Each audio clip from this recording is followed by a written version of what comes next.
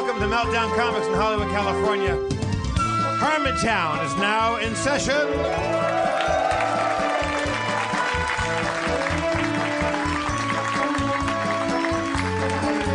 This song makes me happy and sad at the same time. Welcome to the stage, the mayor of Harmontown, Mr. Dan Harmon.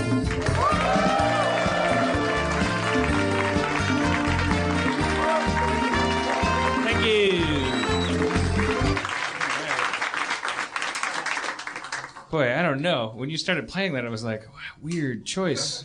Well, I thought about it was either going to be Aladdin, You Got a Friend in Me, or that one, and I thought this one was more sad. All right, you're meeting it head on is the idea. We're meeting it head on. Because that's how I first met him, and that makes me the happiest thing in the world, because he, Robin, that's how I first knew him. I grew up on, that is how I learned to be funny. I remember being a little kid and imitating Robin Williams, imitating Mork. 10 years old, my mom would take me to restaurants and I would just be jumping around, making an ass of myself, trying to do an impression of him. When Carvey was on, we talked about how in high school I would, do my impression of his impressions. And my whole life I've been a hack. It definitely started with him, and we're all... It was very cool to have him here, the day he died, Jonah, Kumail, Patton, Oswalt, and a few other comic friends of ours went to the Rustic Inn, and we sat down, and everybody had a Robin story. And the stories were all about how he made you feel cool. He made you feel better for having met him. And that's for sure. Yeah. I don't think it would be fair, or I don't think it would be honest to not talk about the fact that he was so successful and so regarded and so mainstream, effective, that the comedy community, I think, had to especially hang their head, because and I'll say it if nobody else does, that there was a lot of shit we heaped on his career path over the time, because it was just like an easy target because he made so many people so happy. And I think the thing about that is that no matter who you talk to, everybody would sometimes enjoy that it was like shooting a slingshot at the moon. I'm never going to hit it. But everybody that ever met him, without exception, no one has had a story about how joyful joyful is a dumb word. How sincere and how connected he was. He never. It was people would. I don't know. I didn't say anything about it when it happened. This is a doozy. And that's a really appropriate word to use. It's a doozy.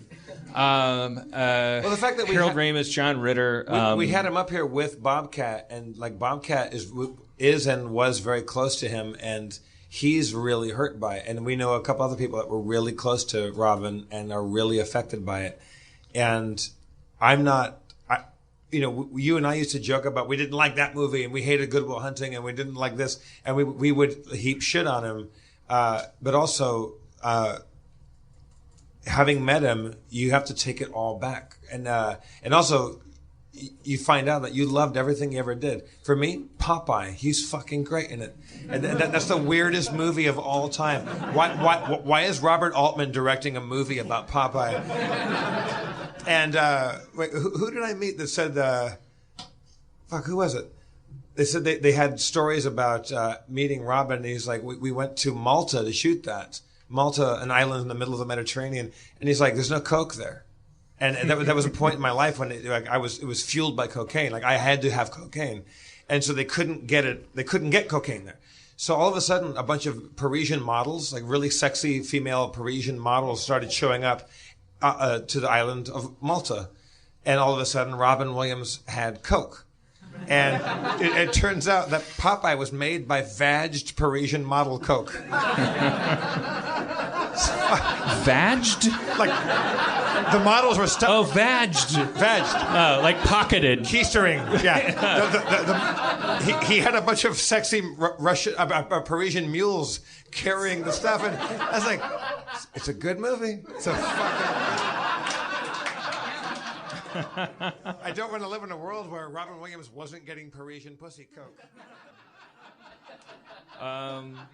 It was it was an interesting time too for Twitter. I mean, there was we had to. There's not a single person from.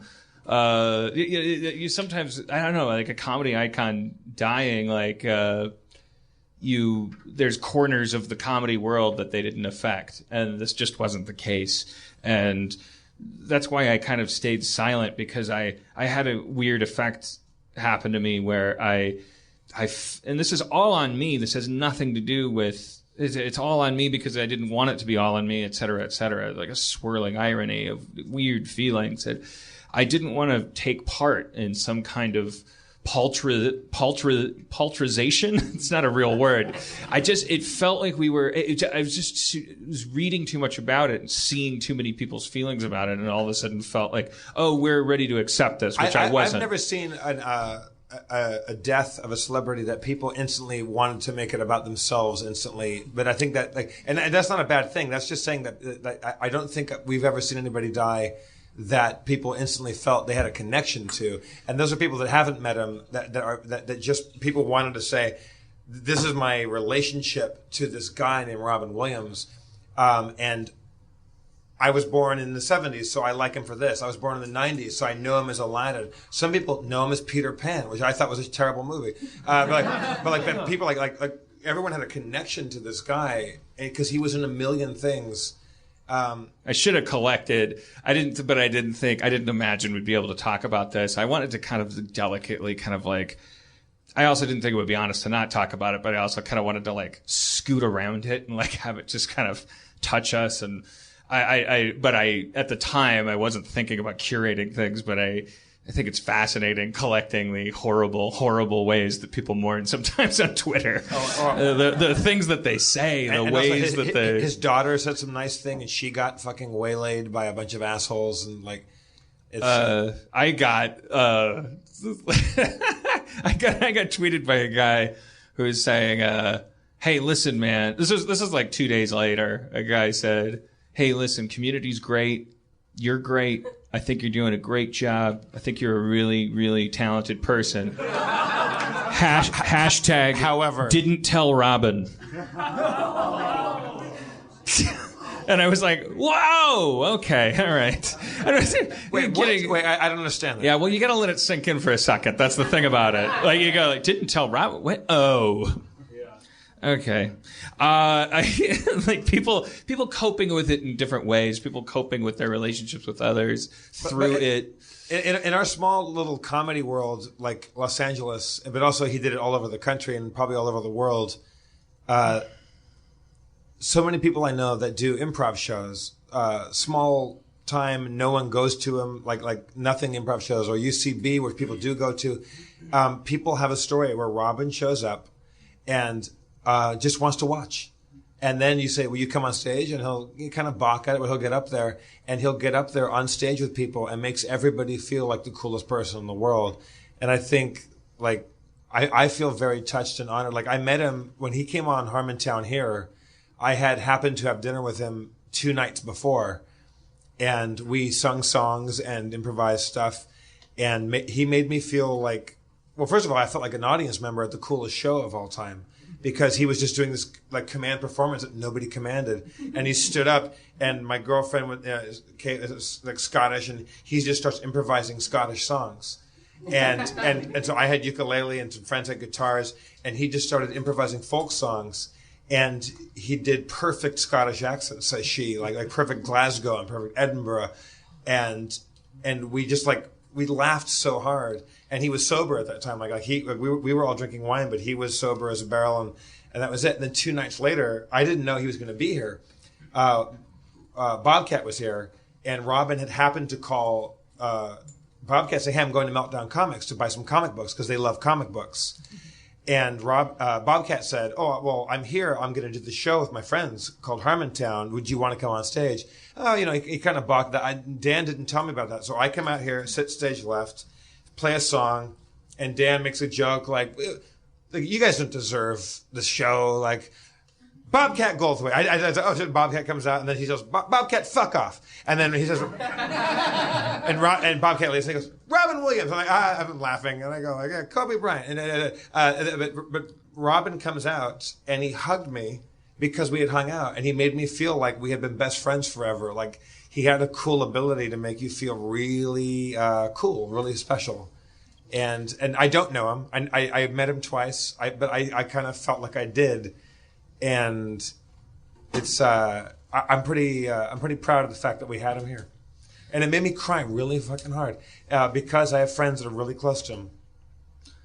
Yeah, Aaron was really devastated by it, and I don't know, everybody was. It's just like I didn't expect to be though. I wouldn't have expected to be devastated by that because I didn't feel very close to him. I didn't know him. I met him once, but I feel like it was a weird thing. And when I sat and Patton Oswalt showed up, and we just sat down, and he had everyone has really good stories. He has better ones because he's met him more.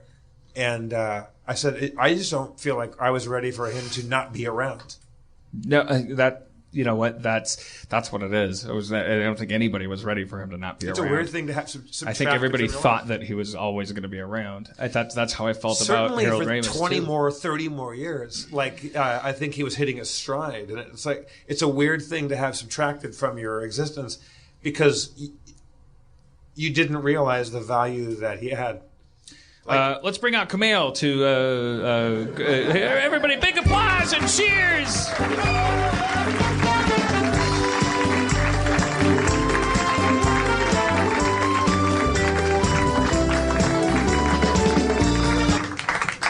Hello. Sorry, I'm wiping tears and snot off my face right now. I'm just not sure about the Mork and Mindy theme as a choice. I don't know. You know what? I took a lift here, and I will tell you, none of these people knew what that was. Well, that's why I chose Friend and me, dude. I wasn't not friend and me. Yeah. I wasn't friend like me. I wasn't trying to be morose, but I thought I was taking a lift, like an Uber kind of car here. And I was sitting with a guy who actually has driven me to this show before. He's like, "Oh, you're the guy that does that show." Stepnorts? I wish it was Stepnorts. Gore? Egrelon? His name is Neil. And I said, Neil, like, do you know this song? And I played the Mork and Mindy theme, and he goes, "No, what's that?" I go, "This is the theme from Mork and Mindy." He goes, "What's Mork and Mindy?" I said, it's a show that Robin Williams was in when I first met him in the 70s. That's how he was introduced to my universe. And I said, or this one. And I played, was it Friend Like Me? Friend Like Me, yeah. I played him that, and he goes, Aladdin. Yeah. And he goes, "No, that's too sad." He said, "Nick goes, no, that's how I know him." And for me, also, when you hear his voice, I can play it for you right now. No, don't do it. I don't mean that in a bad. It is devastating. I played it for myself, and you go, "Oh, there's Robin doing a French guy, doing an Italian guy, doing this guy, doing that guy," and it's Robin pouring out all that shit. Yeah. I go, I'm going to play it because that makes me happy, because that makes me like feel like a kid. But the Aladdin one I thought would be worse. We did After Meltdown. We played that one, and it was like, oh, okay, this was a mistake. Like it was just very sad. I think part of the thing is that there is literally nobody else that I've been a fan of my entire life. When I was a little kid, I loved Popeye. And there's always, no matter how old you are, there's a Robin Williams movie that is like right for you. So I think that's part of it. It's like, obviously like Robert De Niro and all are amazing, but when I was a kid, I didn't give a shit. But I gave a shit about Robin Williams like every day of my fucking life. I remember I saw this, my dad had this magazine. Popeye was my favorite cartoon. I convinced myself spinach tasted good because of Popeye. It doesn't. It tastes like shit. Popeye was made by the spinach lobby. It animates your tattoos. Yeah. Yeah, I would like do this. One bicep would have a one battleship, and it would shoot a missile at the other bicep. Yeah. My dad had this magazine, and it had Robin Williams as Popeye on the cover, and I was like, there's a fucking movie about Popeye? What the fuck, Dad? It's the first time I said fuck. And then we tracked it down. This was Pakistan, so there's no, it's hard to track down these movies, and I watched it. And you had to go to the Popeye district. Yeah, which is a seedy part of town. Yeah. Who played Bluto in that one? Brutus Bluto. Who played Bluto? Yeah. Anyone know who played him in that? Jeremy Sisto. Because I remember thinking that was the only character that didn't give me what I wanted David out of it. Eisensteers, I think it was. Eisensteers? No. But because Shelley Duvall was perfect. Shelley Duvall was born to play Olive Oil. I mean, the movie... I'm just caught up with the crane shot of the Popeye district in Pakistan. With, like, when you establish like the Tom Clancy movie that starts there. It's like, I'm sorry, I'm being offensive. No. Say something about Islam in a format that everyone can hear. Dan Harmon, everybody. Dan, thanks for coming. I just want the dramatic. Yeah, you thought you got in trouble for playing the Chevy Chase voicemail? Chevy Chase doesn't have an army. With the Tom Clancy Chiron, the Pakistan Popeye district. Yeah, like the green old computer font, like typing. Popeye district. Karachi, Pakistan.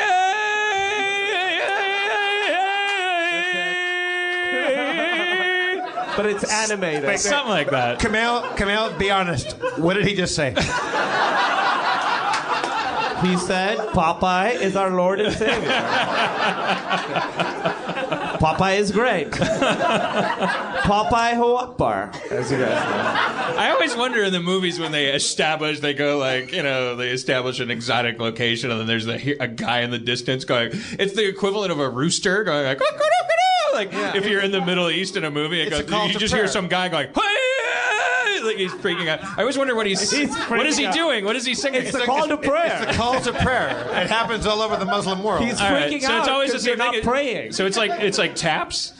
No, it's Is taps a call to prayer? No, taps is a call to a guy just died. Yeah. It's time for us to pray. It's time for us to pray. It's time for us to pray in the morning. That's basically it's called the azan, is what it's called, and it is a call to prayer, and we hear it 5 times a day. And the first time you hear it is at 5 a.m. That's when you're supposed to pray. So every night at 5 a.m. you hear that sound, which I'm not going to do. Are there lyrics? Are there lyrics? Is it? Yeah. It's a prayer. It's a huge karaoke song. Turn around. Every now and then I get a little bit lonely and you're never kneeling down. The ball bounces, but it goes the other way.